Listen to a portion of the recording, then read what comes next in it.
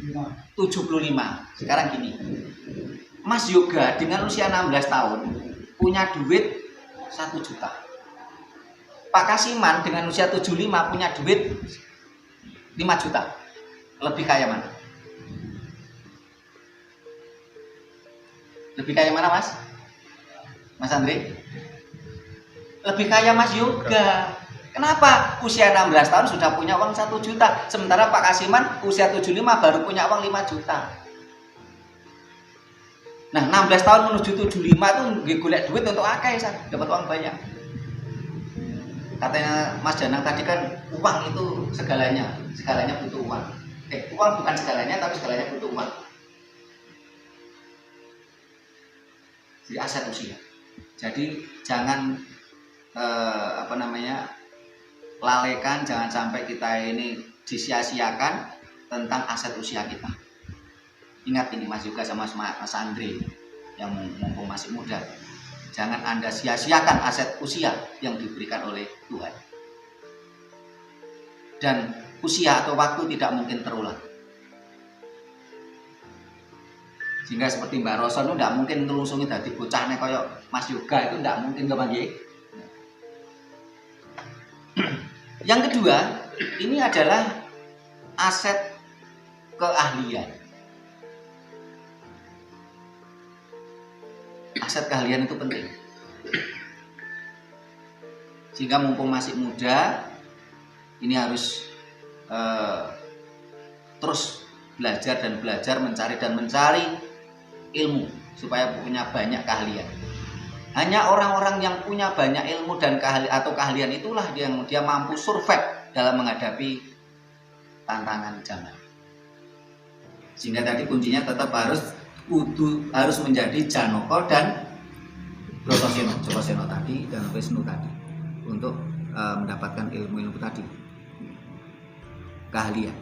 Tetapi ketika kita tidak memiliki keahlian, otomatis ya kita akan menjadi sesuatu yang ibaratnya seperti sampah di masyarakat kita, karena kita nggak punya keahlian yang kiranya dibutuhkan oleh orang lain. Nah, yang ketiga, aset itu adalah aset harta atau benda.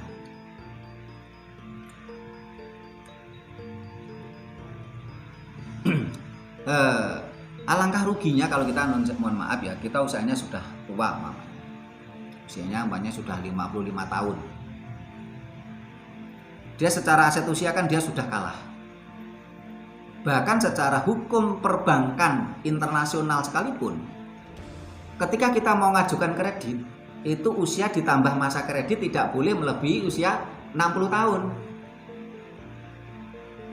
Mamanya orang usianya 50 tahun.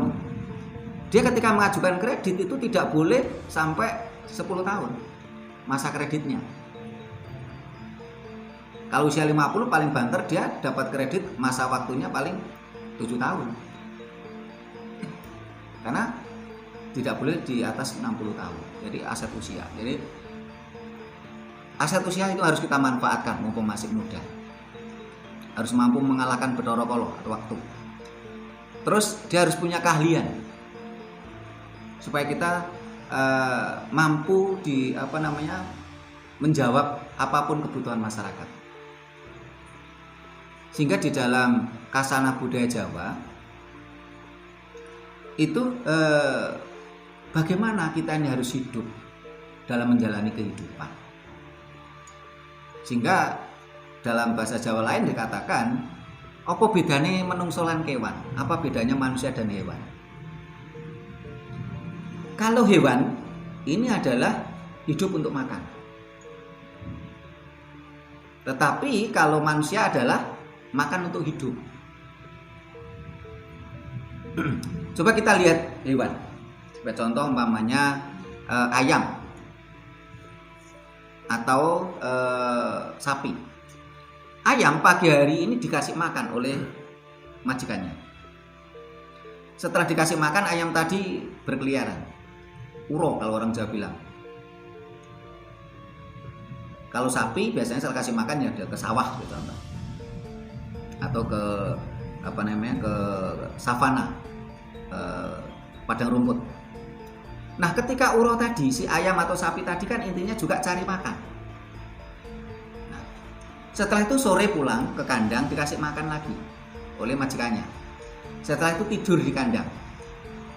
Besok pagi seperti itu lagi. Kalau manusia, kita semua, pagi hari kita sarapan, makan. Setelah kita makan, kita pergi ke yang petani ya ke sawah, yang pegawai negeri ya ke kantor. Ini intinya kan cari makan juga. Ke sawah atau ke kantor atau ke pasar kan juga intinya cari makan. Pulang dari sawah, pulang dari kantor, pulang dari pasar, ke rumah makan. Terus tidur, besok seperti itu lagi. Pertanyaannya, terus apa bedanya manusia tadi dengan hewan? Gak ada bedanya. Karena itulah kita rubah konsep tadi. Kalau manusia bukan hidup untuk makan, tetapi makan untuk hidup. Kita makan itu supaya kita tetap hidup. Karena memang tubuh kita butuh asupan makanan. Nah, setelah hidup kita harus apa? Melampaui dharma ning agesang. Kita harus dharma agesang. Jadi menjaga hidup. Menjaga hidup supaya kita itu tadi bermanfaat untuk orang banyak. Jangan sampai kita ini menjadi sampah masyarakat. Karena hidup itu ono lan ora ono. Supaya kita dianggap ada eksistensi kita oleh masyarakat, tentunya kita harus bermanfaat untuk masyarakat. Yang ketiga adalah aset harta benda. Ini adalah indikator kesuksesan.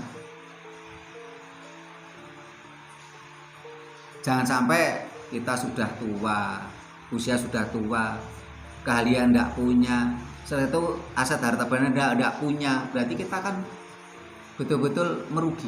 Kita sudah menyia-nyiakan waktu, kita sudah kalah oleh Bathara Kala tadi. Nah, itu merupakan kunci sukses. Nah,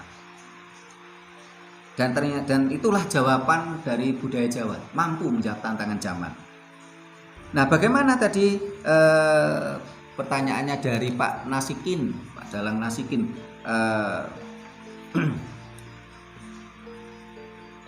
sukses urusan lahir dan batin. Ini beberapa waktu yang lalu saya ini kedatangan tamu. Beliau ini usianya sudah sepuh. Usianya sudah 60 lebih. Dan beliau ini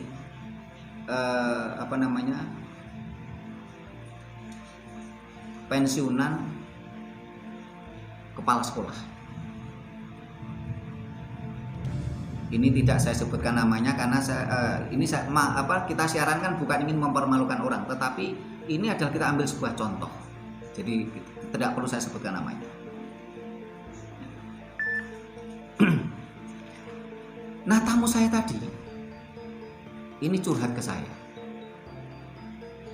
karena dia sudah sepuh, walaupun pensiunan kepala sekolah itu dia tidak punya rumah. Dia rumah yang dia tempati adalah rumah warisan dari orang tua istrinya. Karena suatu permasalahan, istrinya menantang cerai.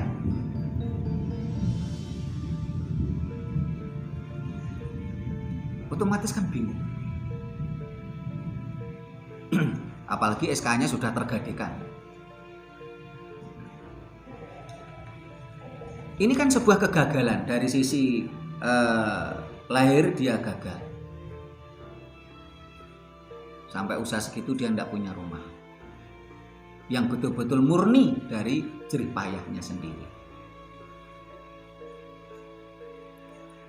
Aset harta dia tidak punya. Terus dari sisi batin dia juga gagal. Karena rumah tangganya berantakan dalam usia tua. Kalau masih muda masih enak, cerai, besok kawin lagi. Tapi kalau udah tua begini bagaimana? Ini kegagalan seperti ini tentunya saya yakin semua pemirsa Raket Prasaja TV Channel tidak ada yang ingin seperti ini. Nah, bagaimana supaya kita ini bisa sukses lahir dan batin? Sukses lahir otomatis dari sisi sesuatu yang kelihatan, kasat mata, harta benda. Sukses batin otomatis kedamaian, kebahagiaan, sehingga dia mampu menikmati hari tua.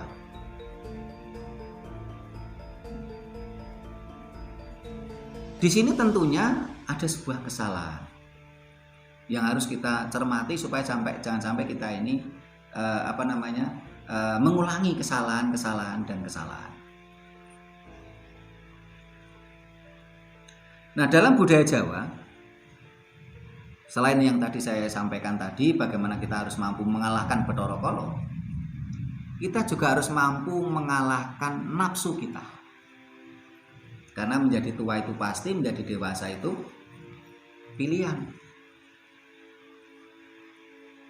Banyak sekali di antara kita yang tidak mampu mengalahkan nafsunya sendiri. Sehingga ketika dia bekerja, ini kalau orang Jawa bilang entek sawah entek ngomah. Jadi di sawah pun sudah habis, di rumah pun juga habis. Ini banyak terjadi juga oleh para TKW kita yang kerja di luar negeri. Sampai akhirnya mereka menjadi TKW di Hong Kong, Taiwan, Singapura, di Arab Saudi, itu berpuluh-puluh tahun. Mereka gagal di situ. Bekerja berpuluh-puluh tahun, dia gagal. Karena entek sawah, entek ngomah, habis di sawah, habis di tempat kerja, dan habis di rumah.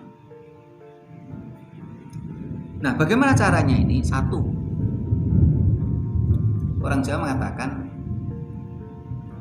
guyonane ngeten. Sore makan singkong dan makan sate, esok hari keluarnya sama. Wong Jawa mengatakan sore mangan puhung utawa mangan sate, sesuk metune padha. Ngaten nggih Pak Nasikin nggih. Berarti di sini apa? Di sini harus ada pengendalian nafsu kenikmatan. Jangan hanya mengejar nafsu kenikmatan. Banyak di antara kita yang sekedar mengejar nafsu kenikmatan. Oh, makan sate enak. Oh, perempuan itu cantik. Oh, mobil itu mewah. Mengejar kenikmatan sesaat, tidak berpikir jauh ke depan. Toh metune podo.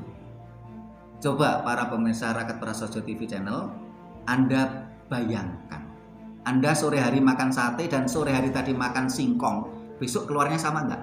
Keluarnya sama. Apa itu? Kotoran manusia di toilet, di WC. Sehingga janganlah mengejar kenikmatan sesaat.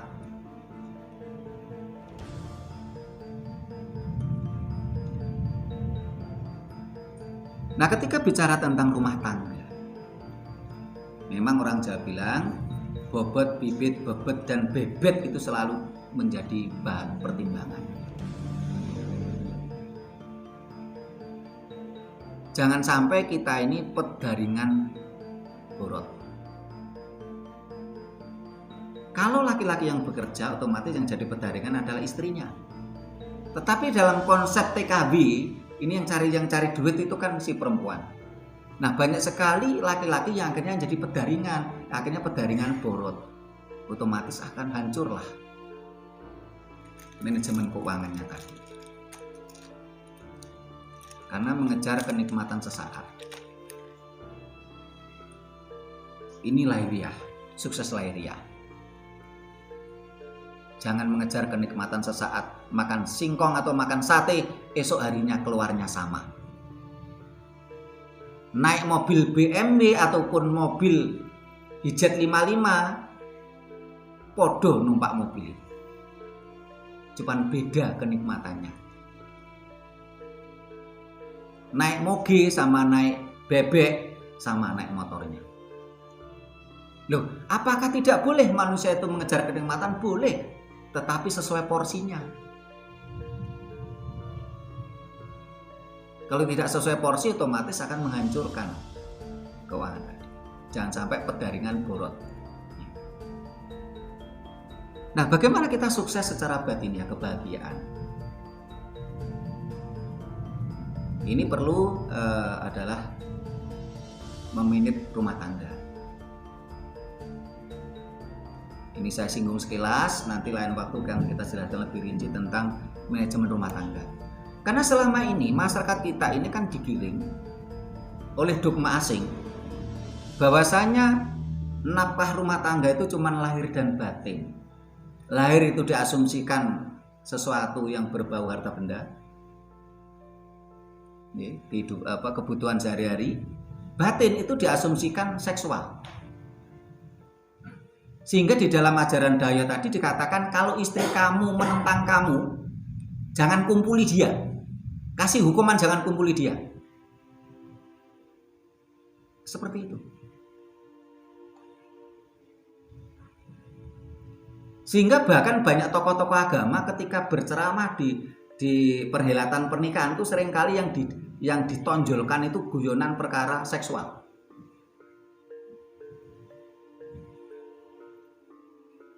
Karena memang ajaran Dayo seperti itu. Kebutuhan rumah tangga itu cuma lahir dan batin. Lahir itu adalah kebutuhan duniawi, batin itu kebutuhan seksual. Asumsinya seperti itu. Nah, kalau di dalam budaya Jawa tidak.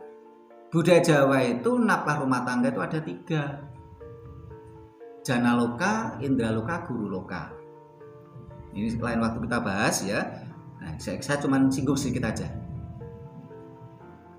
Sementara seks itu bukan kebutuhan rumah tangga, bukan nafkah rumah tangga. Kalau dalam budaya Jawa, ini harus dipahami oleh kita semua supaya kita nanti bisa meraih sukses lahir dan batin sampai tua. Rumah tangga damai, tentrem, bahagia, makmur. Dan kata makmur itu bukan identik dengan kekayaan loh ya. Banyak orang-orang yang kaya raya tapi tidak makmur.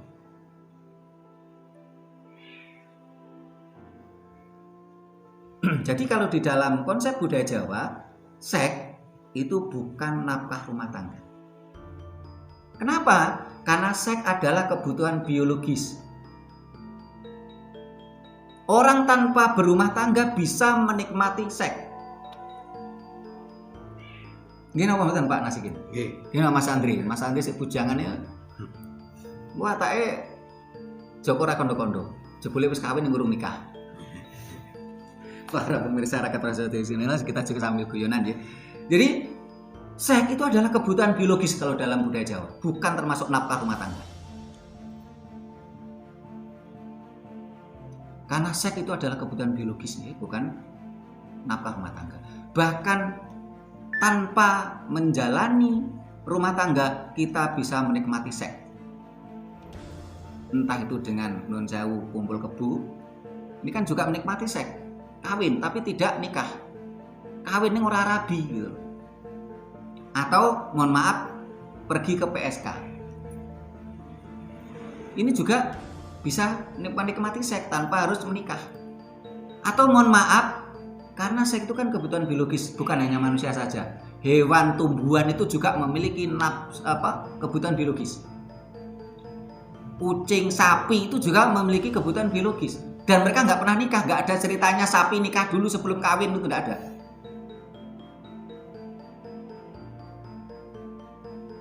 Sehingga dengan memahami ini, akhirnya kita bisa sukses lahir dan batin. Hari tuanya pun bisa kita bisa menikmati hari tua dengan baik. Para pemirsa Rakyat Prasetyo TV channel, ini tadi kunci sukses semua sudah saya jawab. Nah, bagaimana? Apakah kita dengan meraih kesuksesan tadi di era modernisasi ini tanpa harus meninggalkan tradisi dan budaya Jawa? Secara tidak langsung sudah saya jawab ya. Sebenarnya kalau kita semua memahami tentang budaya Jawa, itu tidak perlu kita meninggalkan budaya Jawa untuk menghadapi era milenial. tantangan zaman. Bahkan dengan budaya Jawa tadi kita mampu menjawab tantangan zaman. Apapun pekerjaan kita.